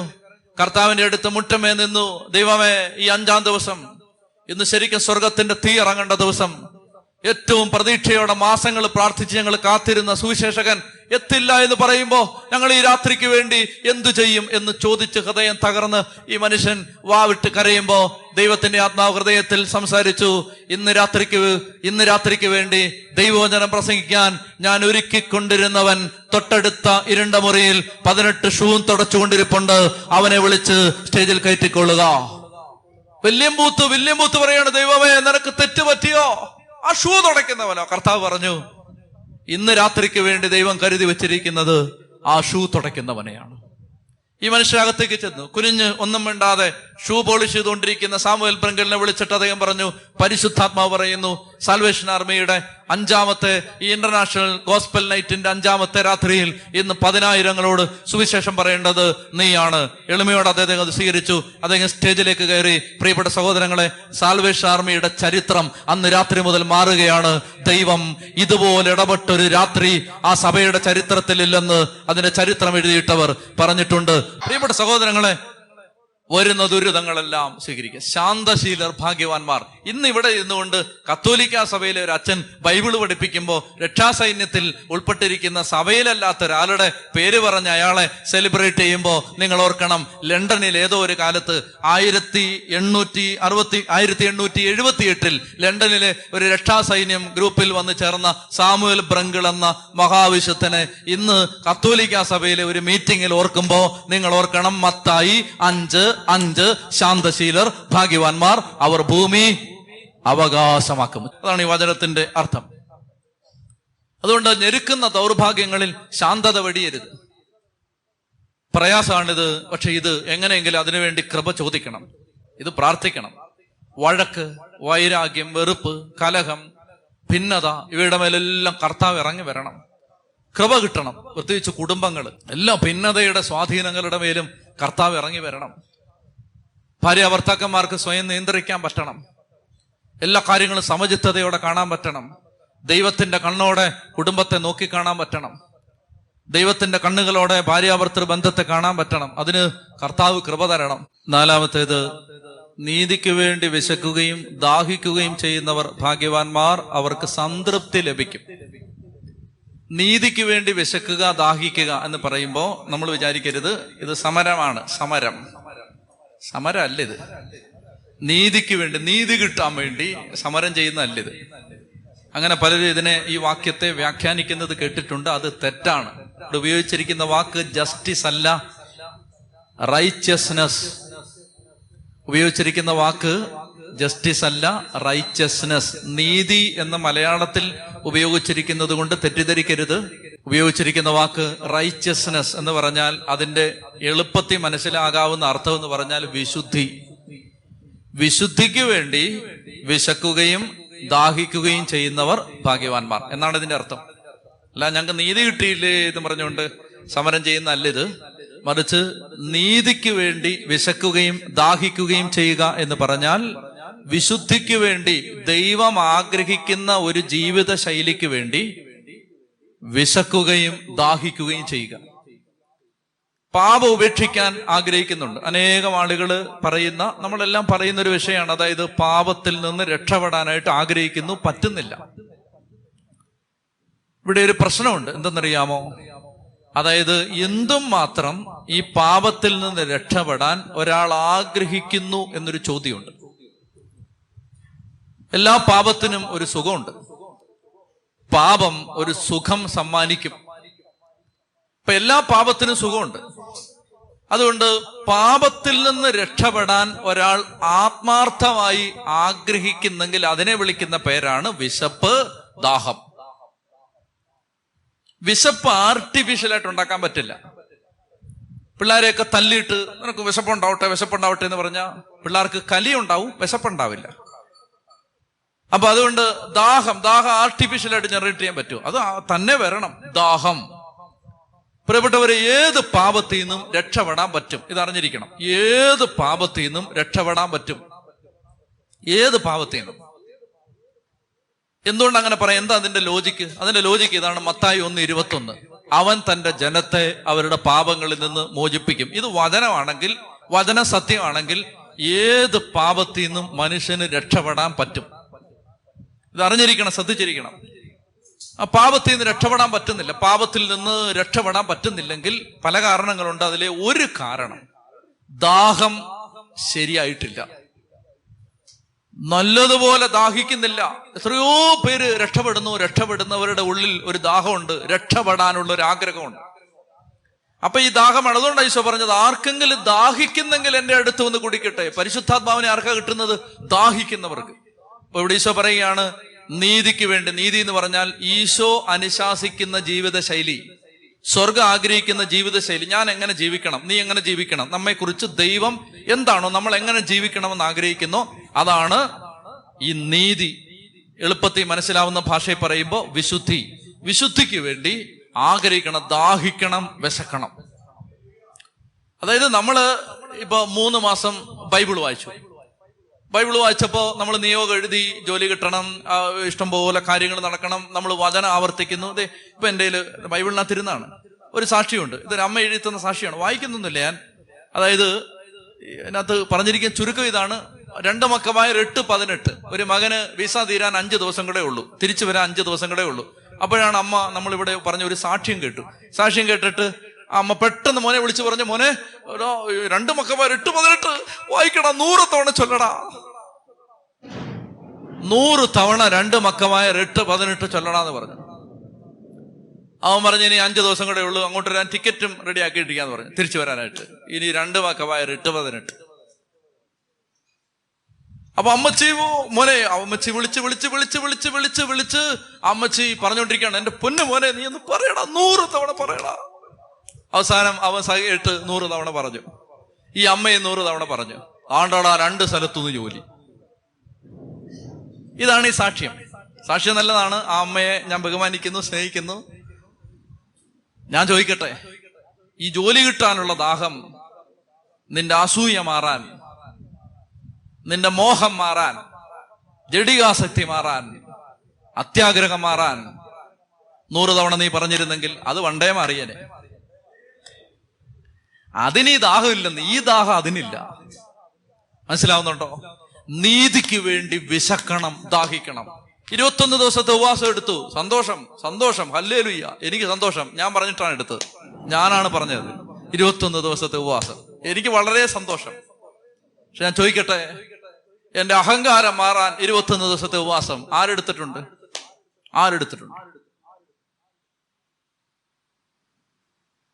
എന്റെ വൈരാഗ്യം മാറാൻ 100 ദിവസത്തെ ഉപവാസം ആരെടുത്തിട്ടുണ്ട്? എനിക്ക് ആത്മീയമായി വളരാൻ 21 ദിവസത്തെ ഉപവാസം നമ്മളെടുത്തതെല്ലാം എന്തിനാണെന്നറിയാമോ? ജോലി കിട്ടാൻ, കല്യാണം നടക്കാൻ, മക്കളുണ്ടാവാൻ, വസ്തു വിൽക്കാൻ. കർത്താവ് പറയാണ്, നീതിക്ക് വേണ്ടി വിശക്കുകയും ദാഹിക്കുകയും ചെയ്യുന്നവർ ഭാഗ്യവാന്മാർ. അപ്പൊ അതുകൊണ്ട് ഇത് ആഗ്രഹിക്കാം, അവർക്ക് സംതൃപ്തി കിട്ടും എന്ന് പറഞ്ഞാൽ അവർക്കത് കിട്ടും. ബാക്കിയുള്ളത് കിട്ടുമെന്നൊന്നും അറിയില്ല, ഇത് കിട്ടും, അത് ഉറപ്പാണ്. നമ്മുടെ ഈ ദാഹം ഉണ്ടല്ലോ, കാര്യം നടക്കാൻ വേണ്ടി ബൈബിള് വായിച്ചതും, കാര്യം നടക്കാൻ വേണ്ടി കുരിശിന്റെ വഴി ചൊല്ലിയതും, അതിന്റെ ഒരു 10-1 ദാഹം, ദൈവമേ എന്റെ സ്വഭാവം ഒന്ന് നേരെയാവണമെന്ന് പറഞ്ഞ് പ്രാർത്ഥിച്ചാൽ മാറും. മനസ്സിലാവുന്നുണ്ടോ? അതുകൊണ്ട് നീതിക്ക് വേണ്ടി വിശക്കുകയും ദാഹിക്കുകയും ചെയ്യുന്നവർ ഭാഗ്യവാന്മാർ. അടുത്തത്, കരുണയുള്ളവർ ഭാഗ്യവാന്മാർ, അവരുടെ മേൽ കരുണയുണ്ടാകും. ഒത്തിരി വിശദീകരിക്കുന്നില്ല, മറിച്ച് ഇതൊരു പ്രിൻസിപ്പിൾസ് മാത്രം ഞാൻ പറഞ്ഞു പോവുകയാണ്. ഇത് കരുണയുള്ളവർ ഭാഗ്യവാന്മാർ, അവരുടെ മേൽ കരുണയുണ്ടാവും എന്ന് പറഞ്ഞാല് ഇങ്ങനെ ചിന്തിക്കണം. ഇപ്പൊ ഒരാള് നമുക്ക് അസ്വസ്ഥത തരികയാണെങ്കിൽ, ഒരാള് നമുക്ക് ബുദ്ധിമുട്ടുണ്ടാക്കുകയാണെങ്കിൽ, പൈലോക്കത്തിരുന്ന് ഒരാളങ്ങ് പ്രശ്നം ഉണ്ടായിക്കൊണ്ടിരിക്കുകയാണ്. അപ്പൊ ഇങ്ങനെ ചിന്തിക്കണം, എന്താണ്? ഇങ്ങനെ നോക്കണം, ഞാൻ പെർഫെക്റ്റ് അല്ല. ഞാൻ പെർഫെക്റ്റ് ആണോ? തീർച്ചയായിട്ടും അല്ല. ഞാൻ പെർഫെക്റ്റ് അല്ല, ആണോ? അല്ല. ഈ ലോകം പെർഫെക്റ്റ് അല്ല, ആണോ? ഈ ലോകം പെർഫെക്റ്റ് ആണോ? പൂർണ്ണതയുള്ളൊരു ഭൂമിയാണ് ഇത്? അല്ല. ഞാനും പൂർണ്ണനല്ല, ഈ ലോകവും പൂർണ്ണതയുള്ളതല്ല, മറ്റ് മനുഷ്യരും പൂർണ്ണതയുള്ളവരല്ല. അതുകൊണ്ട് പെർഫെക്ഷൻ ഒരിടത്തും പ്രതീക്ഷിക്കരുത്, പ്രത്യേകിച്ച് ബന്ധങ്ങളിൽ പ്രതീക്ഷിക്കരുത്. അതായത് നമ്മൾ ആരെ സ്നേഹിച്ചാലും അവർ ദൈവത്തെ പോലെ പെരുമാറുമെന്ന് വാശി പിടിക്കരുത്. അവർ ദൈവമല്ല, റച്ചഡ് റോട്ടൻ ഹ്യൂമൻ ബീങ്സ്. ഞാനും അങ്ങനാണ്, നിങ്ങളും അങ്ങനാണ്. യൂട്യൂബിൽ കാണുമ്പോൾ നിങ്ങൾക്ക് ഞാൻ മഹാനാണെന്ന് തോന്നും. 10 ദിവസം എൻ്റെ കൂടെ താമസിച്ച നിങ്ങളുടെ ആ ധാരണ മാറുകയും ചെയ്യും. പ്രിയപ്പെട്ട സഹോദരങ്ങളെ, ആരും പൂർണ്ണരല്ല. നമ്മള് മിഥ്യാബോധങ്ങൾ സൃഷ്ടിച്ചെടുക്കരുത്. കല്യാണം കഴിച്ചു കഴിഞ്ഞിട്ട് ഈ ഭാര്യ ഇവൾ ദേവാംഗനയാണെന്ന് വിചാരിക്കരുത്. അവൾ രാക്ഷസിയാണെന്ന് 15 ദിവസം കൊണ്ട് തെളിയിക്കും. അല്ലെ ഈ ഭർത്താവ് ദൈവദൂതനാണെന്ന്, ഗന്ധർവനാണെന്ന് വിചാരിക്കരുത്. ഗന്ധർവനല്ല, രാക്ഷസനാണെന്ന് അയാള് 15 മിനിറ്റ് കൊണ്ട് തെളിയിച്ചു തരും. അതുകൊണ്ട് ആരും പൂർണ്ണരല്ല. അതുകൊണ്ട് എന്താ ചെയ്യേണ്ടത്? അതുകൊണ്ട് കരുണ കാണിക്കണം. ആർക്കും പെർഫെക്ഷൻ ഇല്ല. പറയുന്ന എനിക്കും ഇല്ല, കേൾക്കുന്ന നിങ്ങൾക്കും ഇല്ല. പൂർണ്ണതയോടെ കർത്താവായ യേശു മിശിഹ മാത്രമേ ഉള്ളൂ. ബാക്കിയെല്ലാം അപൂർണരാണ്, മനുഷ്യരാണ്, ഇംപെർഫെക്റ്റ് ആണ്. പ്രിയപ്പെട്ട സഹോദരങ്ങൾ, ഇതിൽ നമ്മളെ സഹായിക്കുന്ന ഒരു നല്ല ചിന്ത ഇതാണ്. അതായത് പൂർണ്ണനായ യേശു ക്രിസ്തു, പൂർണ്ണനായ ദൈവപുത്രൻ. ഞാൻ ഇവരെ താഴ്ത്തിക്കെട്ടുകയല്ല, എൻ്റെ അടുത്തും വലത്ത് നിൽക്കുന്ന മഹാവിശുദ്ധരെ ഞാൻ താഴ്ത്തിക്കെട്ടുകയല്ല. പക്ഷെ ഇവര് മനുഷ്യരെന്ന നിലയിൽ ഇംപെർഫെക്റ്റ് ആണ്. മനുഷ്യരാണ്, ദൈവമല്ല. ആ രീതിയിൽ ആണ്, അല്ലാതെ അവര് അശുദ്ധരാണെന്നല്ല.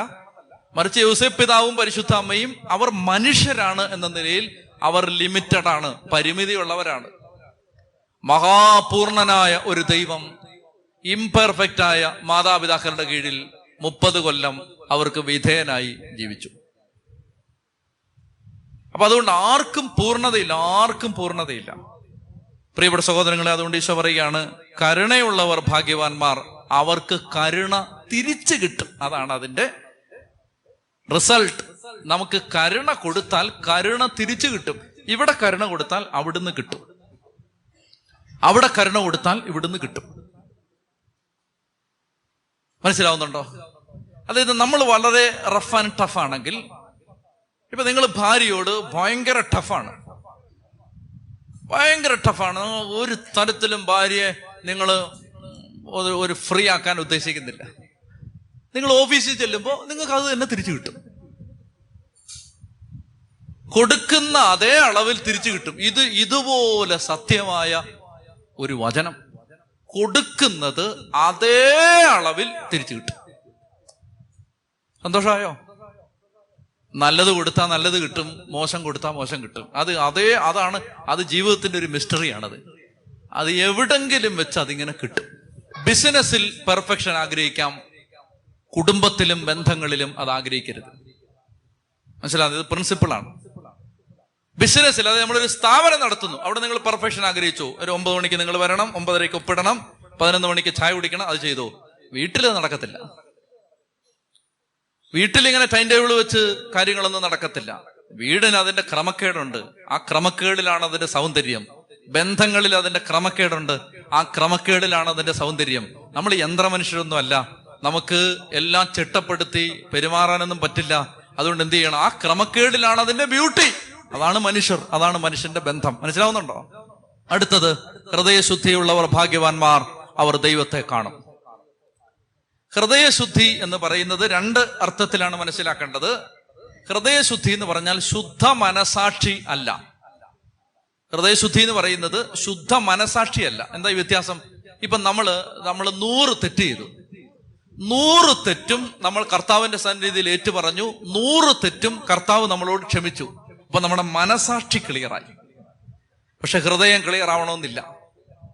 ഹൃദയത്തിൽ അപ്പോഴും ദിവ്യാഗ്രഹം കിടക്കുകയാണ്. ഹൃദയത്തിൽ അപ്പോഴും സ്ഥാനമോഹം കിടക്കുകയാണ്. ഹൃദയത്തിൽ അപ്പോഴും വെറുപ്പ് കിടക്കുകയാണ്. സംഭവങ്ങളെല്ലാം നമ്മൾ ഏറ്റുപറഞ്ഞ് കുമ്പസാരിച്ചു, മനസാക്ഷി ശുദ്ധമായി. പക്ഷേ ഹൃദയം ശുദ്ധമാവണമെങ്കിൽ കുറച്ചുകൂടെ അടിച്ചു തളിച്ച് വൃത്തിയാക്കാനുണ്ട്. ഒന്നതാണ്. രണ്ടാമത്തേത്, ദൈവത്തിന് ഹൃദയത്തിൽ 1-ാം സ്ഥാനം കൊടുക്കുക എന്നതാണ് ഹൃദയശുദ്ധി എന്ന് പറയുന്നത്. അത് ഹൃദയത്തിൽ ദൈവത്തെക്കാൾ വലുതായി ആരും ഉണ്ടാവാതിരിക്കുക, ഒന്നും ഉണ്ടാവാതിരിക്കുക. ഇതാണ് ഹൃദയശുദ്ധി. മൂന്നാമതായിട്ട് അതിനെ മറ്റൊരർത്ഥത്തിൽ പറഞ്ഞാൽ ഇന്റഗ്രിറ്റി, അകത്തും പുറത്തും ഒരുപോലെ. അതിന്റെ പേരാണ് ഹൃദയശുദ്ധി. അതായത് ഒരാൾ എന്താണോ അകത്തെന്താണോ അത് തന്നെ പുറത്തും. ഇതിന്റെ ഓപ്പോസിറ്റാണ് ഹൃദയശുദ്ധിയുടെ ഓപ്പോസിറ്റ്. എന്താണ്? കാപട്യം, ഹിപ്പോക്രസി. അകത്ത് ദുഷ്ടത, അകത്ത് പാപം, പുറമേ ഭക്തൻ. കാപട്യം. അപ്പൊ ഹൃദയശുദ്ധിയുള്ള ഭാഗ്യം, അത് ഹൃദയം, അത് ദൈവത്തിന് മാത്രമേ കാണാൻ പറ്റൂ. ആ ഹൃദയശുദ്ധിയുള്ളവര് ദൈവത്തെ കാണും എന്ന് പറഞ്ഞാല് അതിനർത്ഥം ശ്രദ്ധിച്ചാലേ പിടികിട്ടു.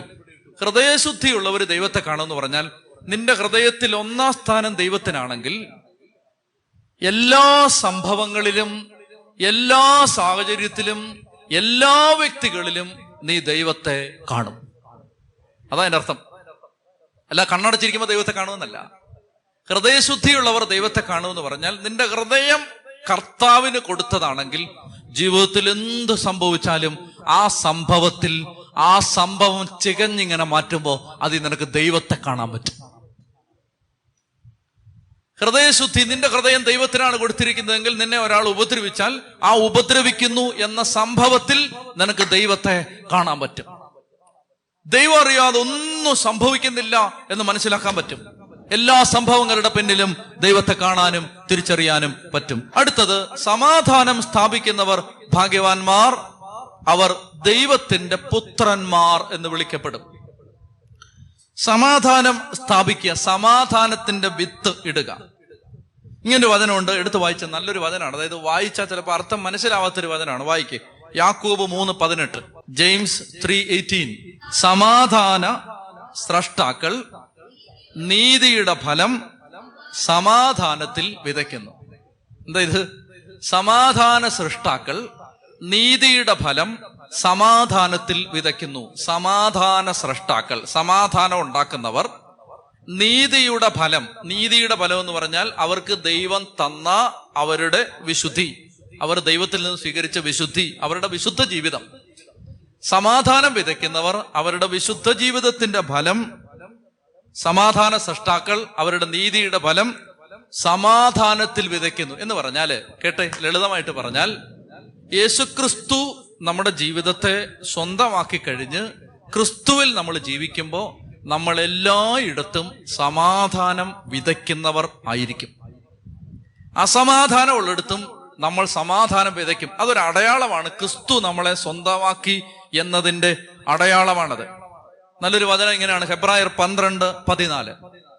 ഹെബ്രായർ 12:14 പറയുന്നു, എല്ലാവരോടും സമാധാനത്തിൽ വർത്തിച്ച് വിശുദ്ധിക്ക് വേണ്ടി പരിശ്രമിക്കണം. എങ്ങനെയാണ് വിശുദ്ധിക്ക് വേണ്ടി പരിശ്രമിക്കേണ്ടത്? എല്ലാവരോടും സമാധാനത്തിൽ വർത്തിച്ച് വിശുദ്ധിക്ക് വേണ്ടി പരിശ്രമിക്കണം. വിശുദ്ധി കൂടാതെ ആർക്കും ദൈവത്തെ കാണാൻ പറ്റില്ല. ഫിലിപ്പി 4:7, ഫിലിപ്പിയ ലേഖനം 4:7 ഒന്നിനെ കുറിച്ചും ആകുലരാകരുത്. പ്രാർത്ഥനയിലൂടെയും അപേക്ഷയിലൂടെയും കൃതജ്ഞതാ സ്തോത്രങ്ങളോടെ നിങ്ങളുടെ യാചനകൾ ദൈവസന്നിധിയിൽ സമർപ്പിക്കണം. അപ്പോൾ നിങ്ങളുടെ എല്ലാ ധാരണകളെയും അതിലംഘിക്കുന്ന ദൈവത്തിന്റെ സമാധാനം നിങ്ങളുടെ ഹൃദയങ്ങളെയും ചിന്തകളെയും യേശുക്രിസ്തുവിൽ കാത്തുകൊള്ളും. നിങ്ങളുടെ എല്ലാ ധാരണകളെയും അതിലംഘിക്കുന്ന ദൈവത്തിന്റെ സമാധാനം യേശുക്രിസ്തുവിൽ നിങ്ങളെ കാത്തുകൊള്ളും. പ്രിയപ്പെട്ടവരെ, എല്ലാ ആകുലതകളും ദൈവത്തിന് സമർപ്പിക്കണം. കർത്താവിനെല്ലാം സമർപ്പിക്കണം. അതായത് എന്തെങ്കിലും ഒരു അസ്വസ്ഥത, പ്രയാസം ഉണ്ടെങ്കിൽ അത് ദൈവസന്നിധിയിൽ സമർപ്പിക്കണം. ദൈവസന്നിധിയിൽ സമർപ്പിച്ചിട്ട് വിശുദ്ധിക്ക് വേണ്ടി ആഗ്രഹിക്കണം, വിശുദ്ധിക്ക് വേണ്ടി പരിശ്രമിക്കണം, സമാധാനത്തിൽ വർത്തിക്കണം. അപ്പോൾ എല്ലാ ധാരണകളെ അതിലംഘിക്കും നമ്മൾ ചിന്തിച്ചിട്ടില്ലാത്ത സമാധാനം നമ്മുടെ ഹൃദയങ്ങളിൽ പരിശുദ്ധാത്മാവ് തരും.